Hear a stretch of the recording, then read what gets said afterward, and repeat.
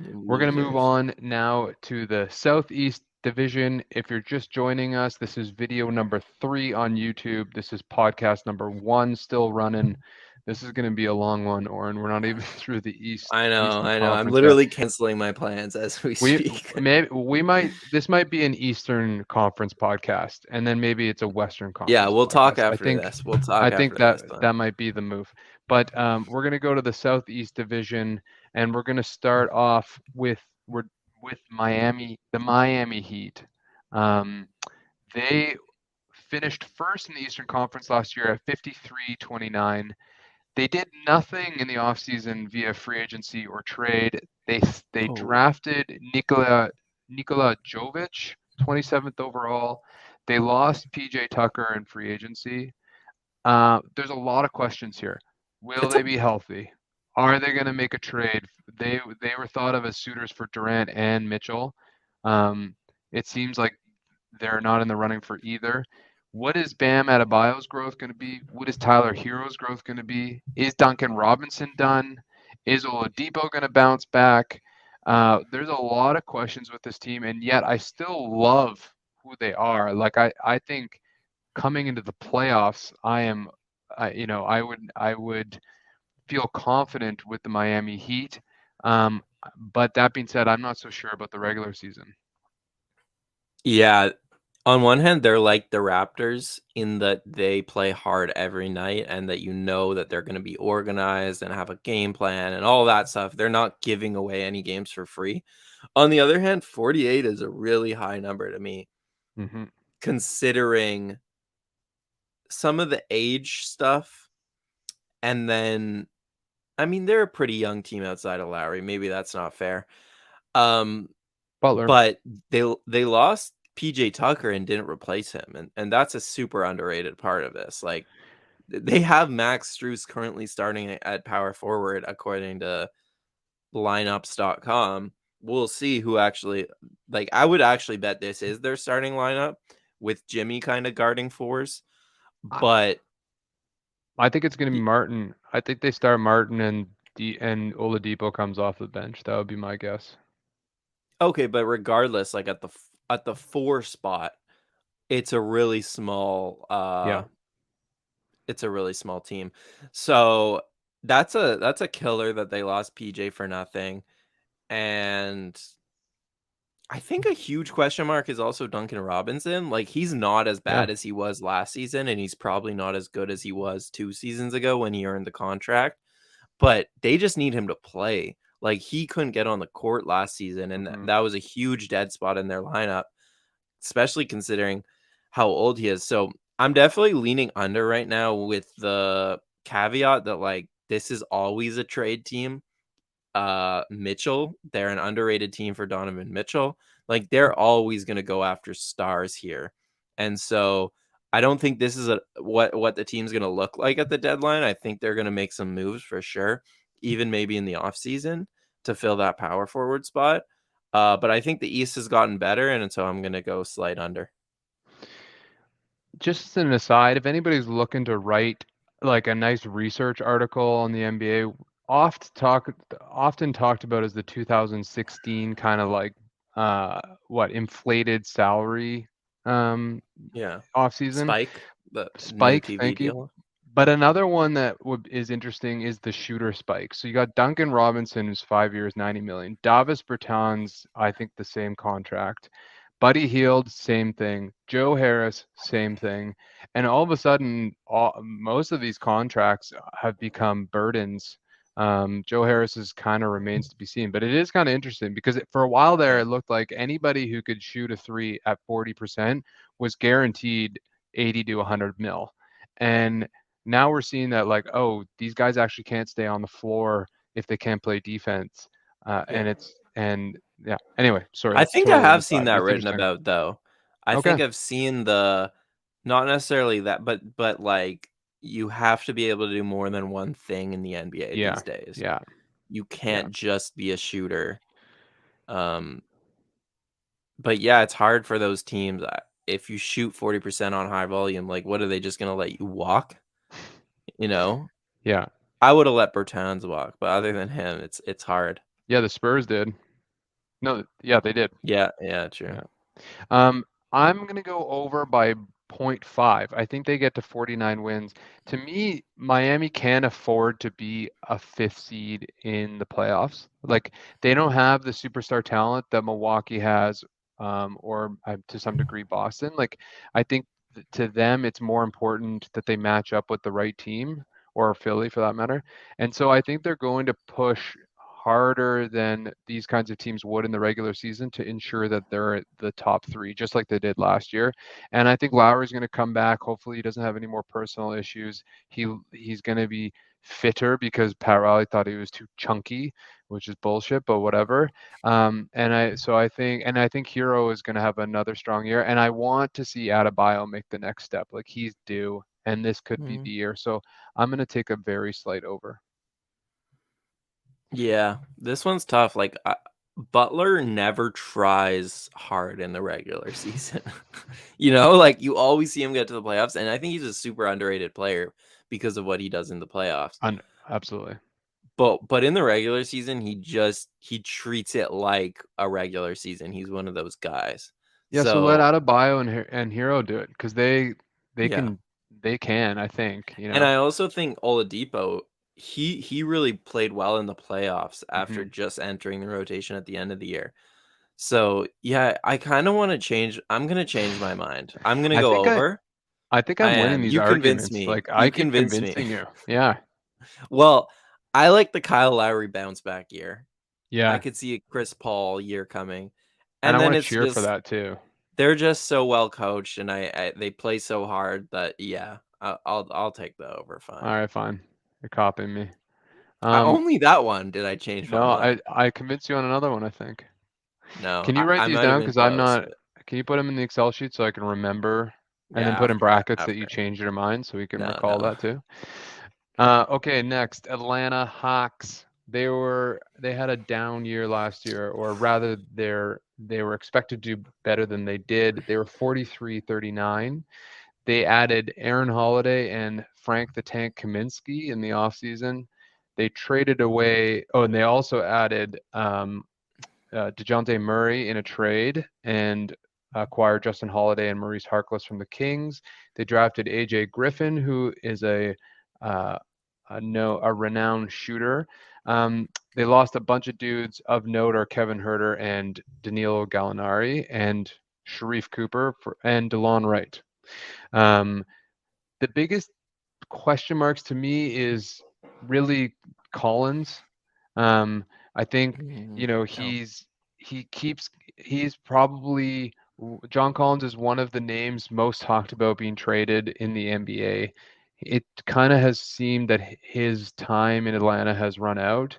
Um, and so I'm interested to see what they do with him. And same with Clint Capella. Like I kind of feel like he's hit his head on a ceiling too, but I could be wrong. I don't really have a good feel for this team, Warren. Do you? I think they're gonna be good. Um, Oh, they okay. really underperformed last year, and I think part of it was yeah, they just had too many of the same guys, kinda in a way. And I think they really upgraded with Murray, obviously. I don't see that being as big of a problem fit wise as a lot of people seem to think, especially because you can kind of, separate those guys' minutes and have them each run the team. And They're I gonna just be think fine. really good players, yeah, they figure it out. And those two are Yeah. really good players. So I'm I sorry. I keep forgetting to say the over under is 45 and a half wins, yeah, and their people division odds are oh, plus 170. right. Yeah, and look, Collins, you're right. He's been maybe wanting out for a while. We don't know if he's even I don't know what's gonna happen with him. But even like if he doesn't or Capella something happens with him, Okongwu is ready to step Yeah. into that role, Yeah. whether it's at the 4 or the 5, right? And they're clearly all in. They traded all these picks for Murray, so it's not like they're stepping back now. I think Young is getting better. Like we underrate that aspect of guys are just continuing. Trey Young has gotten better every year. Um, so 45, yeah, I'm taking the over. I also think there's room for DeAndre Hunter to grow as well. And another reason why Collins might be, the guy to ship because I think you could slot Hunter into the four, and then go a little bit smaller, especially when you have Murray at the two. So it'll be interesting to see what this team does. You're right, they're aggressive and they are there to win and they are there to prove to their fans that last year was an anomaly. And I will so say that that I lost money on their over/under last year, picking the you went over. over. So I'm doubling down. Yeah. I don't love like Trey Young is obviously insanely talented. I don't love building a team around him. Like he just doesn't like he's I but that's a playoff question. I think in the regular season they're going to win quite many games over the 45 and a half. So I'm taking the over. Yeah. The East is going to be good is my takeaway so far, but It is going to be good. let's do some takeaways at the end. Anyways, One let's move on. team I don't think is going to be good is the Charlotte Hornets. Wow, they have the Um, same over/under as the Hawks apparently and the Nets. That's they insane. were 43 and 39. We should double check that over under because that does seem really Yeah, odd to I me. can look it up. They were 43-39 last year. They made no free agency additions. They acquired nobody in trade. They drafted Mark Williams, who's a one of the longest, biggest centers to ever be drafted. I think his wingspan is like 7'9" or something insane. Um, they they lost um, Miles Bridges, who is being prosecuted for domestic No, dude. abuse. This What? app has a 36.5 wins. Okay, so that's just straight up wrong. Let me check the app we were using though. Let's But just you're say it. definitely gonna That have makes to. much more sense to me. Let's just do that. Yes, So the I the division agree. odds might be off too. Um, okay, so basically Miles Bridges is gone. Goodbye. Yeah, And 36 and a so half. they Charlotte, the biggest question for them is who's going to score for them? Who's going to play on the wing now that Bridges is gone? Um, they've done nothing to improve their team, and they were already pretty blah last year. So to me, this is a quick and easy under. I think this team is actually a sneaky tank team.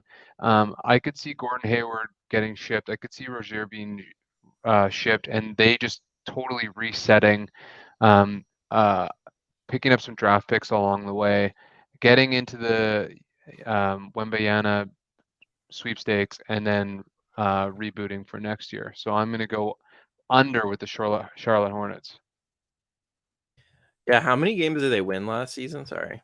43. 43. See, that's what makes it tough for me. Because, like, why would they take such a big step down? Because You know? because everybody took a step up. Plus they lost Miles Bridges, who's a borderline all-star. To be That's true. fair, the I'm not Hayward sure was they injured lost for a big part Miles of it. Bridges, by the way. I hope they did, but the NBA is not to be relied upon to do the right thing. But That's true. yeah, I'll go under as well, just because what you said about um yeah, a lot of teams have gone better and they haven't addressed their center position. With that said, Even I though they think have like 5 centers that they've drafted over the past 2 years.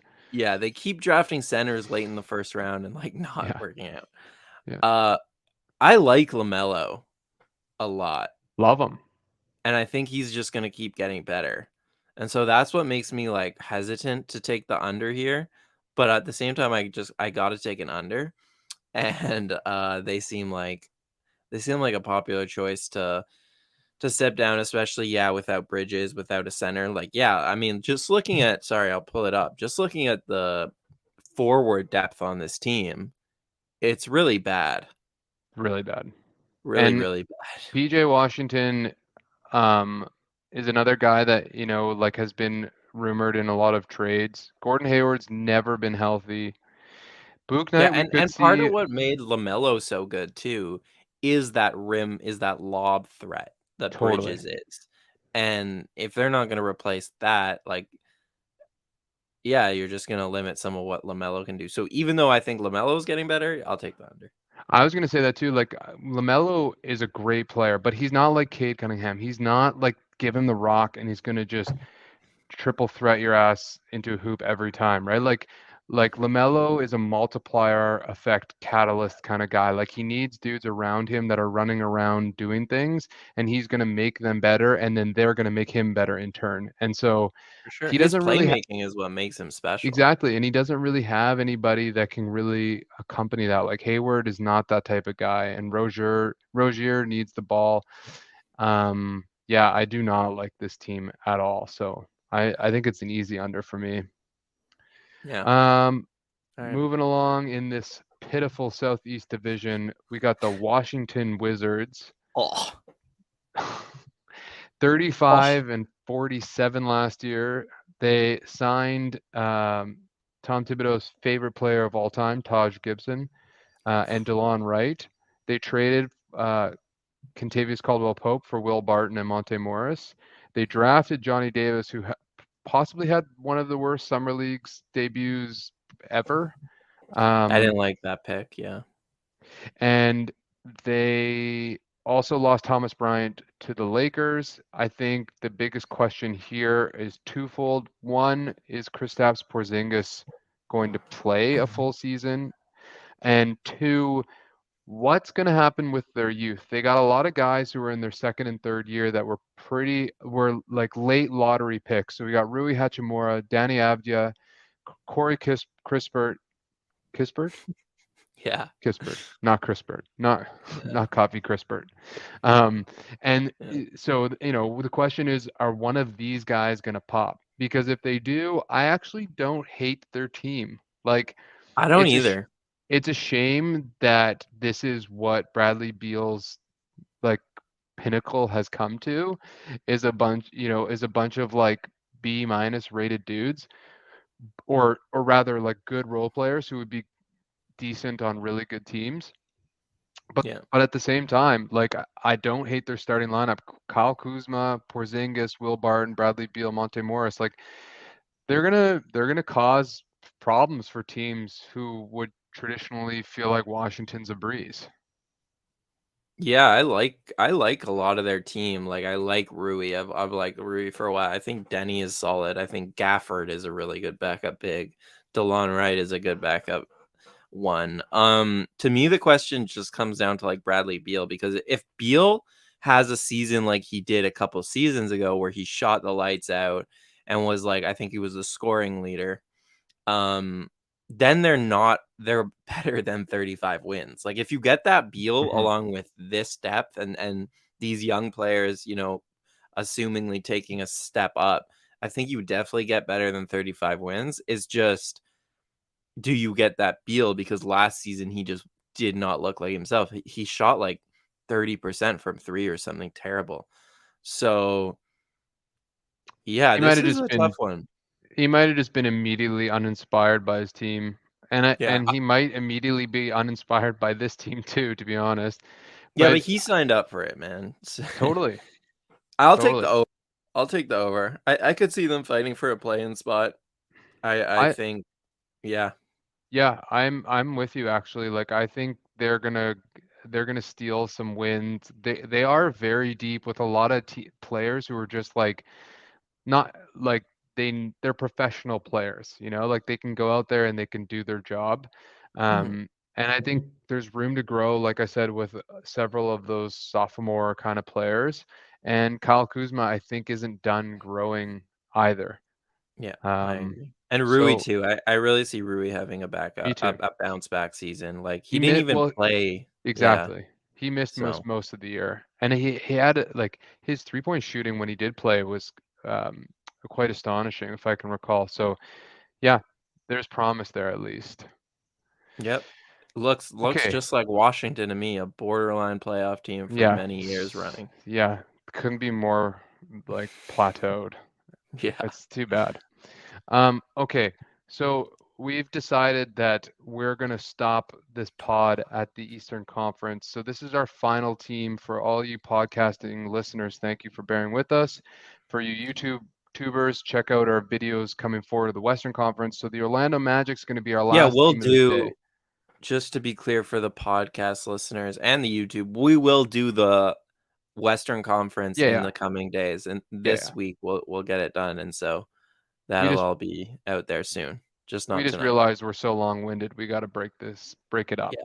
And it's hot as shit in my room right now, so I got Yeah, to get no, outside. I'm down to get outside too. Okay, so we got the Orlando Magic. Last year they were full tank at 22 and 60. It earned them the first overall pick. They drafted Paolo Banchero, and first overall, and Caleb Houston, who's a Canadian, at 32nd overall. They lost Robin Lopez. Wah wah. To me, I I like this team on paper. They have a lot of question marks with guys like Jonathan Isaac and Markel Fultz, who are both coming back from ACL injuries. Um, both have a lot of potential, both young, both athletic, both can't shoot. And they also have, so yeah, so shooting to me is the big question with this team. It's like, where are they going to get their shooting from? Who's going to be their point guard? Cole Anthony's not really a point guard. Markel Fultz is and isn't. He's more of a combo guard. So those are question marks for me. Um, Oren, what do you think about Orlando? Yeah, my question mark would probably come on the other end is like, can they defend? Cole Anthony can't really. Suggs came into the league kind of promised as a defender, but couldn't really do it last season that well. And then Paulo, I don't think, is really ready to move his feet with some of the forwards he's gonna be tasked with guarding. Is Jonathan Isaac playing next season? He should be. I mean, This is tough. unless Ooh, Fox there's the Network defense right there. unless Like Fox that guy is a Network signed him. walking that guy is a Yeah, single-handedly walking defensive system. He's yeah. really good. But he Chumo hasn't Kiki played as for two well. years. Yeah.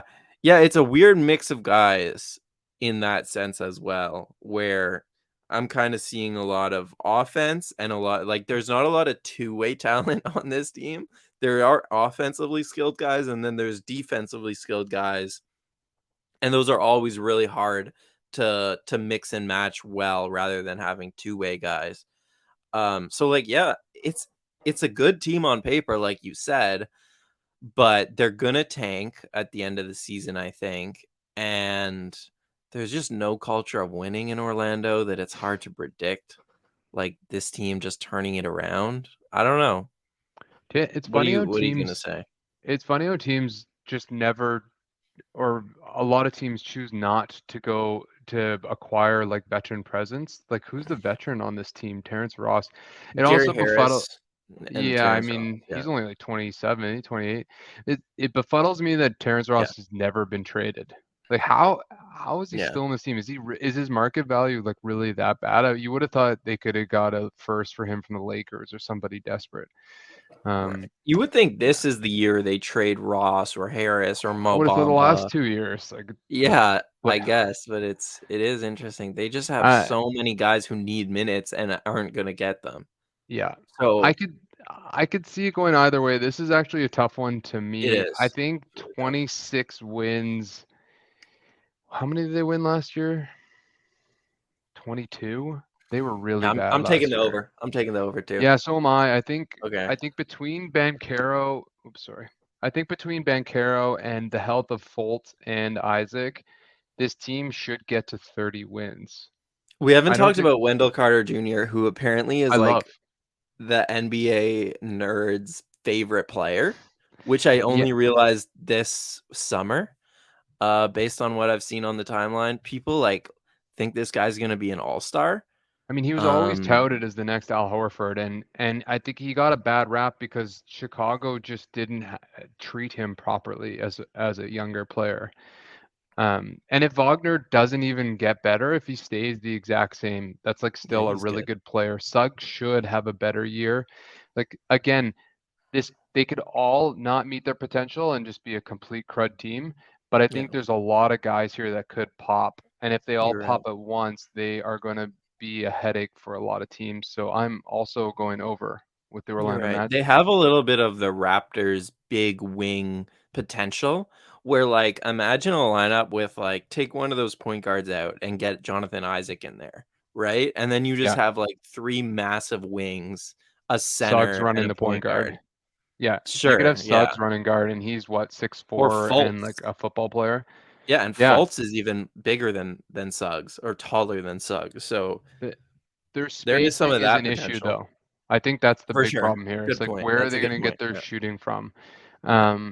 Because none of these young guys are But really as the known as Raptors shooters. proved last season, you can have no shooting and win 48 games. It True, is possible. true. But Different teams, of course, but this team doesn't have any all-stars on their roster currently, though. That's the difference. yeah. So I No, still think they'll get over, but I think there's a lot of ways in which this team will just lose games. Like they'll go 10 for 38 from three and the game's over. So true. Well, yeah, okay, it's not even that bad, but yeah, I 10 for get it. 33. Ah, Yeah. Sorry. it's not All great. right. All That right. was good. Yeah, that was great. Was that the first time we didn't talk about just Toronto? Yeah, I think this was our first whole NBA pod. Yeah. So thanks for listening Yeah. to our podcast guests and our YouTube guests. Like us, Um subscribe to us, download yeah, us. Raptors Republic, if you're just hearing about us for the first time, we've got tons of content coming this season, so Yeah. be sure to subscribe on all the channels. And we'll be back with a Western Conference pod / videos very soon. Yeah, keep an eye out. Thanks for joining everybody. Catch you later.